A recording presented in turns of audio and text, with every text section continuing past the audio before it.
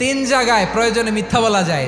এক নাম্বার, আপনার ওয়াইফকে খুশি করার জন্য, সে একটু এরকম না বলে একটু কৌশল করে বললে খুশি হবে, ওটা বলা যায়। দুই নাম্বার, জীবন মরণের ব্যাপার, জান বাঁচানোর জন্য একটু কৌশল করে ঘুরিয়ে বললেন, এটা জায়েজ। তিন নাম্বার, দুইজন ঝগড়া লাগছে, তাদেরকে মিলিয়ে দেওয়ার জন্য কৌশল করে একটু মিথ্যা বলা, ঘুরিয়ে বলা যায়। দুইজনের মধ্যে দেখলেন যে সম্পর্ক খারাপ, একজনরে বললেন, ভাই সে তো ওই দিন আপনার ব্যাপারে অনেক প্রশংসা। কি আমার ব্যাপারে প্রশংসা? কি বললো? এই বললো আপনি নাকি এই করছেন ওই করছেন, অনেক প্রশংসা। লোকটার মন খুশি হয়ে যাবে তার ব্যাপারে, ঠিক কিনা?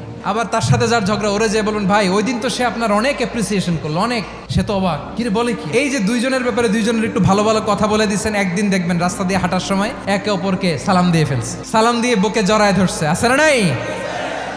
আবার মিলমিশ হয়ে গেছে। আদরে রাখি ও বন্ধু, প্রতিবেশী যদি করিও যতন। আদরে রাখি ওরে বন্ধু, করিও যতন।